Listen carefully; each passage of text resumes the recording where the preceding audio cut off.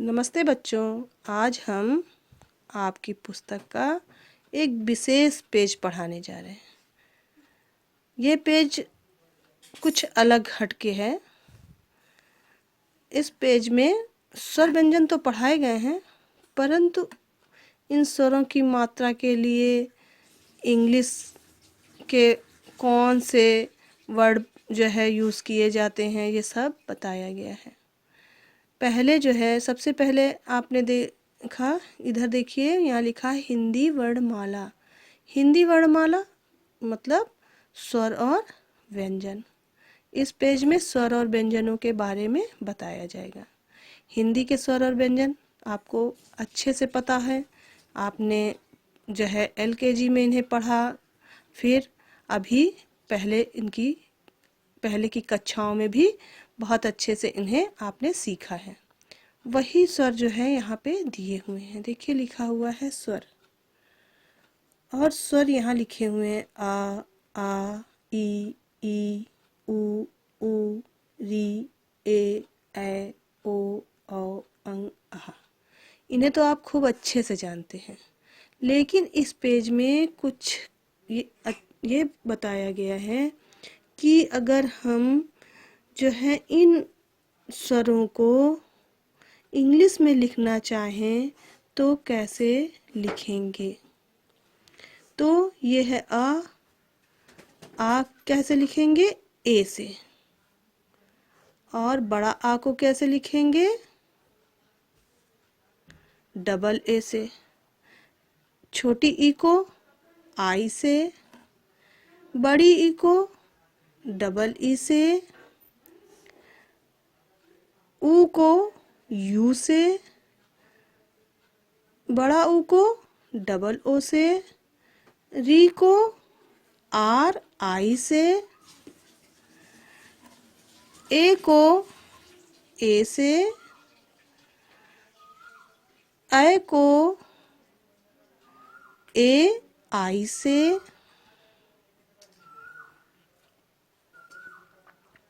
और ओ को ओ से, औ को ए यू से, अंग को यू एन से, आहा को ए एच ए से लिखेंगे।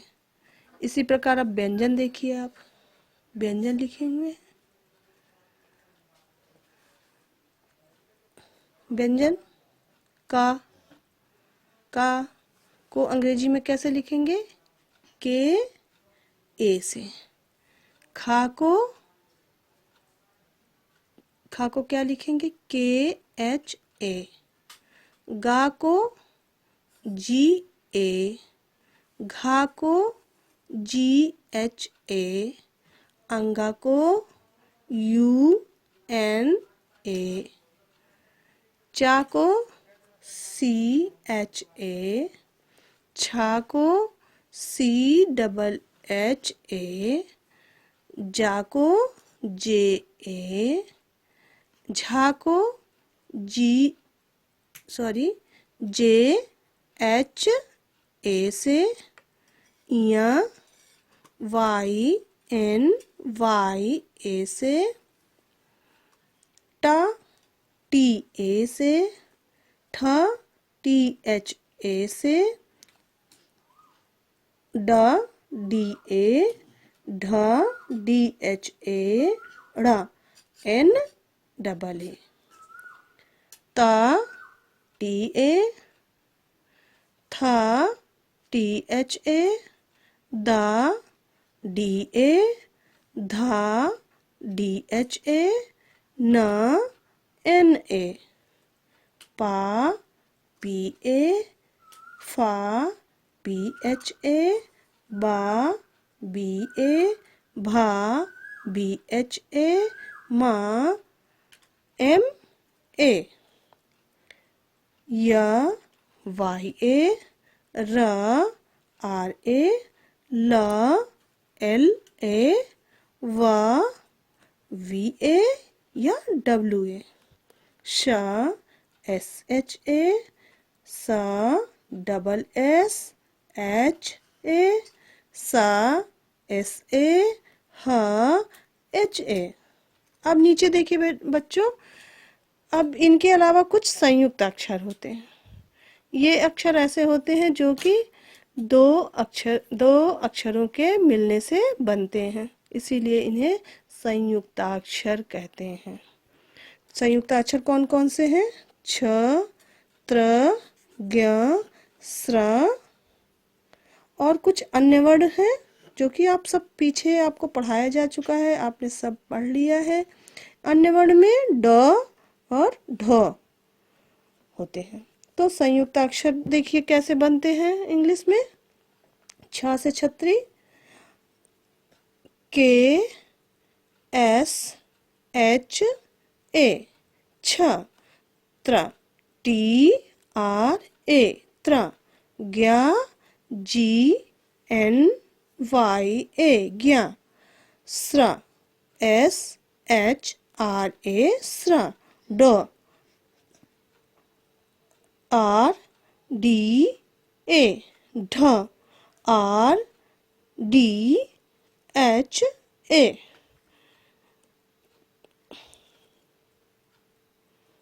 तो इस प्रकार बच्चों ये पूरी वर्णमाला को हम इंग्लिश में कैसे लिखेंगे ये यहाँ पे हम सीख चुके हैं।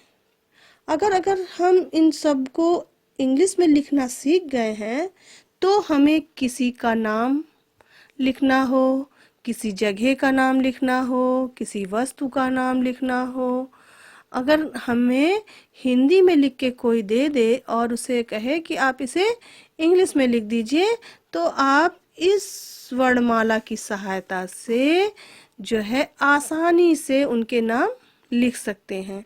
जैसे कि अगर कहा जाए आप राम लिखिए, तो आप क्या करेंगे? अब देखेंगे यहाँ पे कि रा किससे बना हुआ है, तो बना हुआ है आर ए से रा, तो हम बनाएंगे आर ए। और माँ किससे बना हुआ है देखेंगे एम ए से, तो क्या हो गया? हम लिख देंगे R A M A Ram. तो यहाँ पे क्या होता है जब हम लिखते हैं तो आर जो है, यहाँ पे भी ए लिखा था और ये अ की मात्रा भी लिखी हुई है और ये डबल ए भी लिखे हुए हैं। तो बहुत बार ऐसा होता है कि जो है ये ए जो लिखा हुआ है इसी को आ की मात्रा मान लेते हैं और दूसरे ए को साइलेंट कर देते हैं, क्योंकि एक ही जगह हम 3 ए नहीं लगा सकते हैं। ऐसे कुछ कुछ लॉजिक दिमाग में रखकर भी नाम लिखते समय लिखना चाहिए, वरना जो है आपका वो जो है नाम गलत हो जाएगा। इस प्रकार ये जो है पाठ पूर्ण होता है बच्चों। थैंक यू बच्चों।